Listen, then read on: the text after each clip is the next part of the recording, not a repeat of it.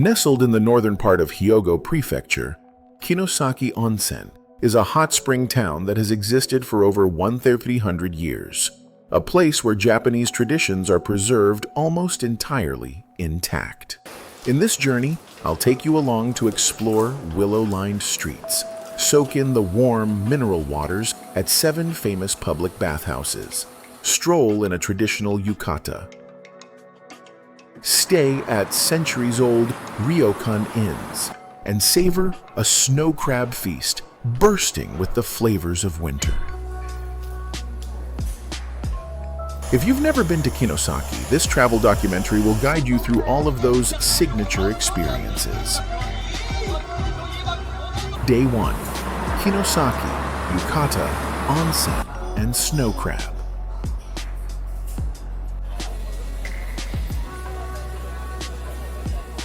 I began my journey from Tottori Station, heading toward Kinosaki Onsen, a hot spring town famed for its timeless beauty and tranquility in the northern part of Hyogo Prefecture.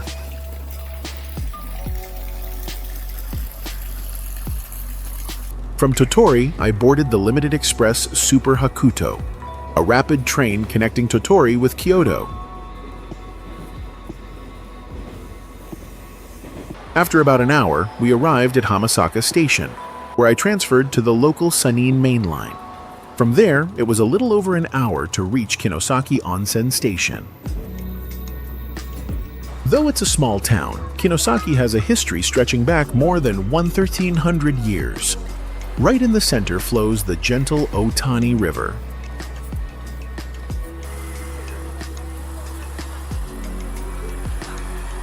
As soon as I stepped out of the station, I could tell that Kinosaki Onsen was a unique place.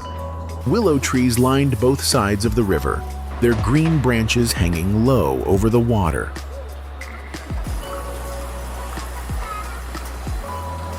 The entire town felt like one big Ryokan. Everywhere you look, there are inns, eateries, and public bathhouses.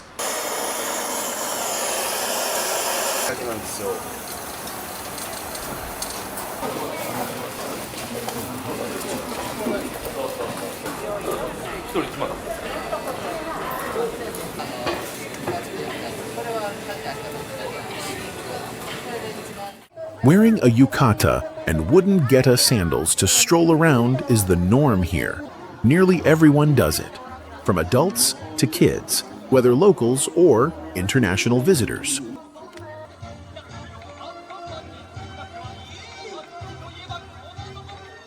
If you stay at a Ryokan, you're usually provided with a yukata to wear outside at no extra charge. Even if you're not staying overnight, you can still rent a yukata for about $7 to $10, depending on the shop.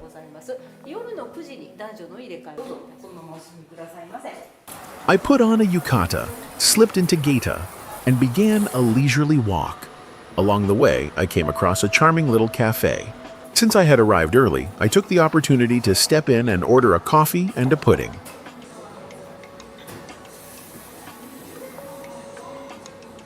After that, I decided to try some street snacks. I chose grilled shrimp and scallops. The mildly spicy flavor combined with a sweet savory sauce made the dish incredibly appealing. I ate while sitting on a small bridge overlooking the Otani River. Beneath me, fish swam in the clear water, such a peaceful scene.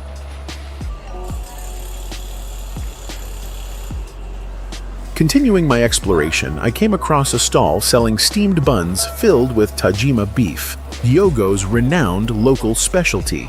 Each bun cost $3.50, generously filled with tender, richly flavored meat.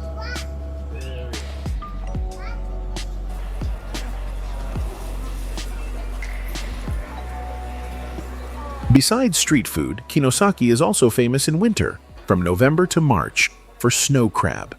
During this season, most Ryokan serve dinners featuring crab prepared in various ways like steamed, grilled, or as sashimi. I was really looking forward to enjoying a full crab kaiseki meal tonight. These cold, frigid waters are perfect for creating chili caught here in... As I ventured deeper into town, I noticed Kinosaki Onsen still preserved many old-time elements. There was even a traditional Japanese shooting game parlor, an old-fashioned pastime that's still in operation today. Nearby were small artisan shops selling handmade pottery, woodcrafts, and souvenirs.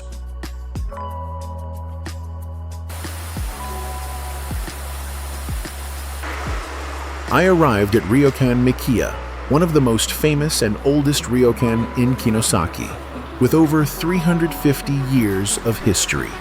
It's one of the region's most renowned inns, not just for its age, but for its rare three-story wooden architecture, officially recognized as a national cultural property of Japan.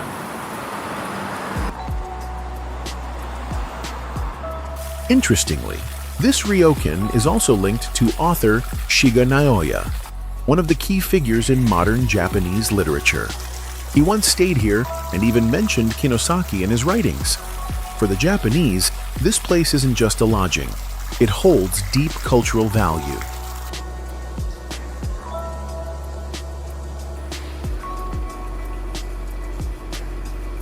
The shared lounge is designed in a modern Japanese style, simple, quiet, and perfect for relaxing or reading. There's also a small library with about 250 books, mostly novels, art books, and some English language titles for international guests.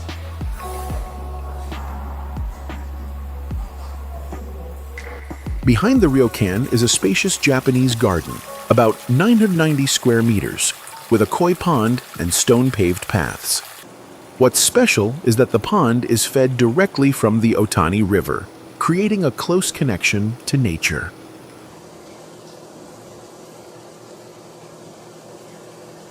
My travel companion and I sat on the room's sofa facing the garden. The staff brought out a welcome treat. Danjiri Taiko, a famous local sweet from Kinosaki. In the lobby, there was a yukata selection area. Each guest could choose a yukata to their liking and bring it to their room. For women, the staff also provided a simple sash to make dressing easier. The overall welcome atmosphere here was very warm and friendly.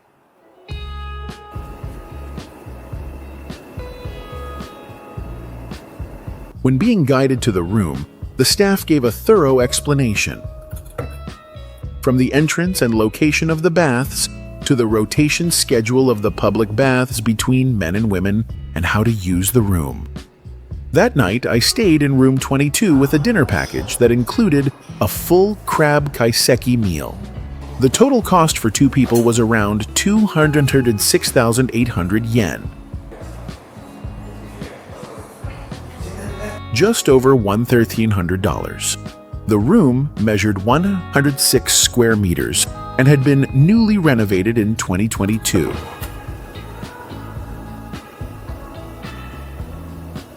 Inside was a blend of traditional Japanese and Western styles. There was a tatami room for tea or entertaining guests, and a Western-style sleeping area.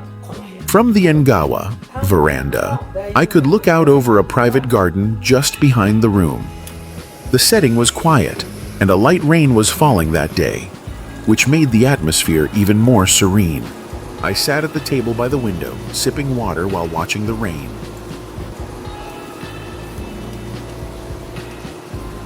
The room came fully equipped: TV, free minibar, a large wardrobe with a mirror, filtered water, and San Organic Tea, a well-known Japanese brand.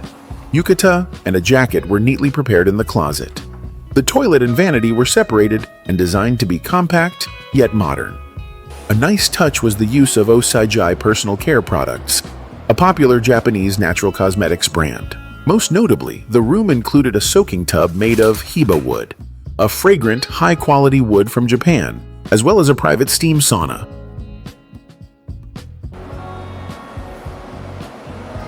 Next, I visited two of Kinosaki's 7 famous public bathhouses, Tsutsuji no Yu and Iragi no Yu. Each had its own unique style. Tsutsuji no Yu featured a bath divided into 2 sections by a wooden wall, creating a sense of separation while maintaining flow. The hot spring water here was a sodium calcium chloride type, great for heat retention, and very pleasant even after soaking for a while.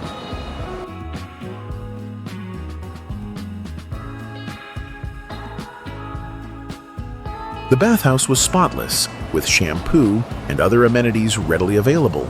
Next was Hiragi no Yu, which had a more open space and a window view of a garden filled with azalea bushes.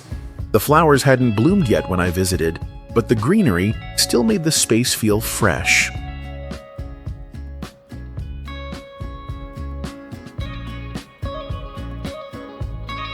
Ryokan Mikiya has a special room that once hosted the famous Japanese author Naoya Shiga, one of the greats of modern Japanese literature. He stayed there for about 3 weeks and wrote his well-known work at Kinosaki during that time. I had the chance to visit the room, which is still preserved in its original style. The Ryokan owner, Mr. Kataoka, showed me some old black and white photos from the early 20th century. Back then, the Ryokan had 2 buildings facing each other, but both were destroyed in the massive earthquake of 1925. Only one was rebuilt, the one I was staying in. Across the street now stands just a parking lot. He also told me that Shiga Naoya once said Kinosaki was the ideal model for a Japanese onsen town.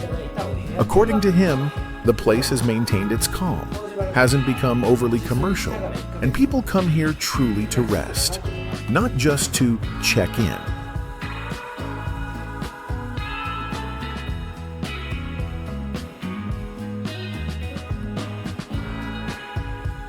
I also learned more about how onsen towns in Japan have changed over time. In the past, onsen were places for extended stays. People would live there for a month, cooking for themselves.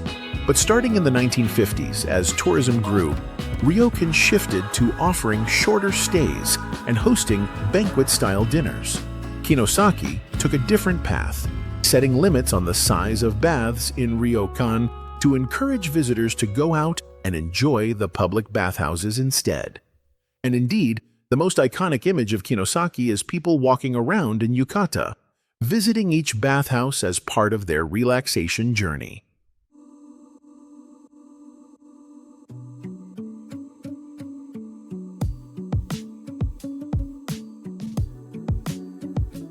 I believe that this choice to preserve tradition is what makes Kinosaki so unique and memorable.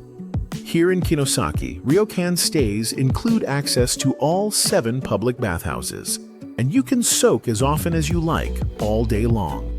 Their website even shows real-time updates on how crowded each bathhouse is.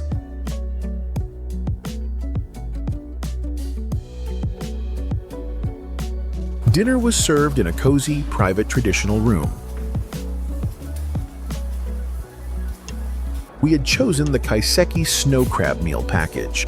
I ordered a local sake called chikusen, while my companion chose non-alcoholic beer.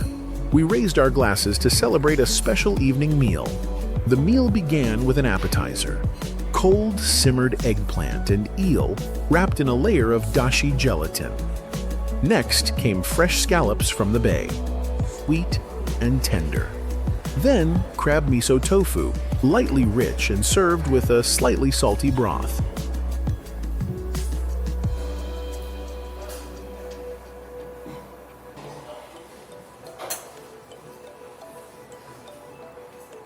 The highlight of the evening was charcoal grilled crab, cooked right at the table. The aroma from the grill filled the room, and I couldn't wait to dig in. The crab meat was piping hot, tender, and full of rich, natural flavor.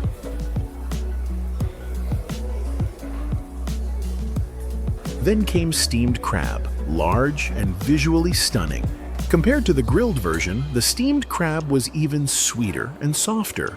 I paired it with crab vinegar for a light, refreshing balance. Next was crab tempura. This dish preserved the crab's freshness while adding a delightfully crispy texture. I hadn't expected to enjoy crab in so many different ways. It felt like the entire meal revolved around a crab universe. For dessert, we had matcha-flavored kuzu mochi with slices of fresh orange and a sea salt cookie made from local salt.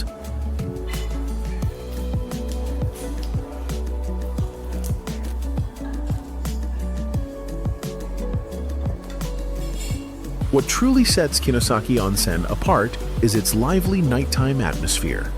While many hot spring towns in Japan tend to go quiet early, with lights out and shops closed, Kinosaki stays vibrant, glowing with the lights of late-night eateries and izakaya still serving customers well into the night.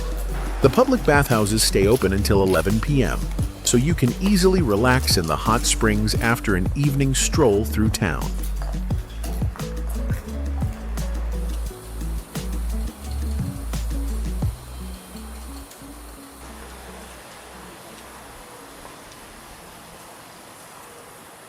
Day 2.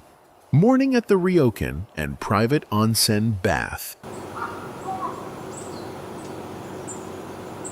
Good morning from the Ryokan. The sky was clear today, unlike yesterday's rain, with cool, pleasant weather.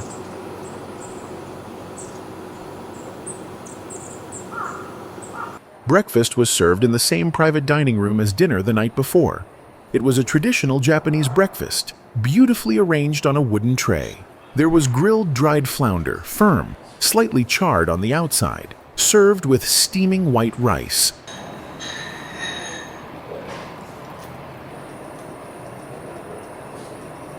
The miso soup unexpectedly included crab meat, giving it a sweet, delicate flavor without being too salty. A bowl of freshly made tofu was smooth, soft, and light in taste. The set also came with boiled vegetables, pickles, a simmered dish, and tamagoyaki, Japanese omelet.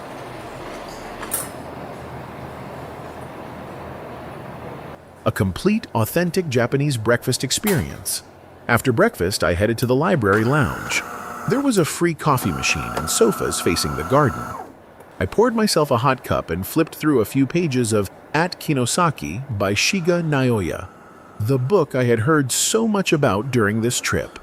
The Ryokan has 2 private onsen baths available for guests to enjoy before checking out. I tried both. Rajitsu no Yu was a wooden bath filled with the natural fragrance of hiba wood. It smelled amazing. No reservation is needed. Just check if it's vacant and step in. The tub fits 2 to 3 people, with comfortably hot water and a mild steamy atmosphere. Futami no Yu felt more modern, finished with black granite, giving it a more luxurious feel. It was spacious, and the bath was already filled, ready for a soothing soak before departure.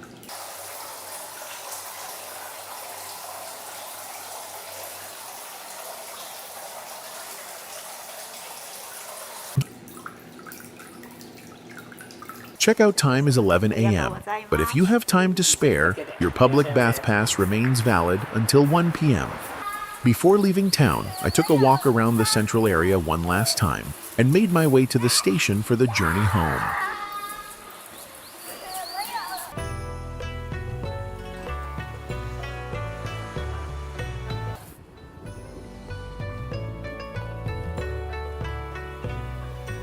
Two days in Kinosaki Onsen went by quickly, but left me with many lasting memories. If you're looking for a place to truly unwind, slow down, and savor each moment, this destination is well worth your consideration. Thank you for watching until the end of the video. Don't forget to like, subscribe, and check out more of my upcoming travel vlogs. See you on the next adventure.